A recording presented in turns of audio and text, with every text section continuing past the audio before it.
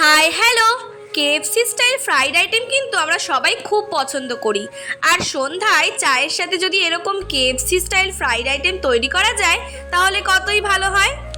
আজকে কিন্তু কোনো রকমের চিকেন ছাড়া মাত্র 3টে উপকরণ দিয়ে আমরা এটাকে তৈরি করে নিচ্ছি।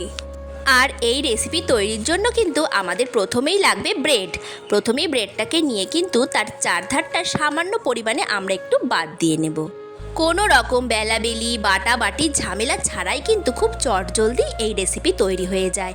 বাড়িতে কোনো অতিথি আসলে তাকে বসিয়ে রেখেও আপনারা কিন্তু খুব তাড়াতাড়ি এটা তৈরি করে দিতে পারবেন।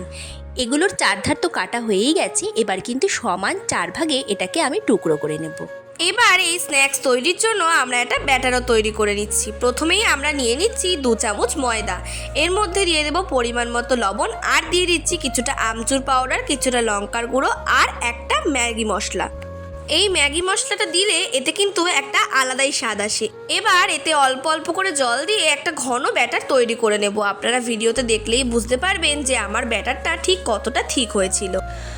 আর এই রেসিপির জন্য কিন্তু আমাদের লাগবে কিছুটা কর্নফ্লেক্স। এখানে কর্নফ্লেক্সের একটা প্যাকেট নিয়ে নিয়েছি, আর সব কর্নফ্লেক্সগুলো ঢেলে হাত দিয়ে আমরা এটাকে একটু গুঁড়ো করে নেব।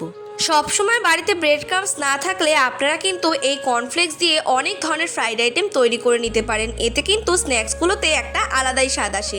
কর্নফ্লেক্সটা ভালো করে গুঁড়ো করে আমি এটাকে সাইডে সরিয়ে রাখছি। অন্যদিকে কিন্তু আমরা কড়াইতে সাদা তেল গরম করতে বসিয়ে দিয়েছি। এবার আমরা একটা একটা করে পাউরুটির টুকরো নেব, আর আমাদের ওই ঘন তৈরি করা ব্যাটারটার মধ্যে চুবিয়ে কর্নফ্লেক্সে কোট করে হালকা আঁচে ভেজে নেব। এখানে আমি কিন্তু কর্নফ্লেক্সটাকে অল্প অল্প করে থালায় নিয়েছি, যাতে এই ব্যাটারটা কর্নফ্লেক্সে পড়ে পুরো কর্নফ্লেক্সটা ভিজে না যায়। এইভাবেই কিন্তু সমস্তগুলোকে আমি কোট করে নিচ্ছি।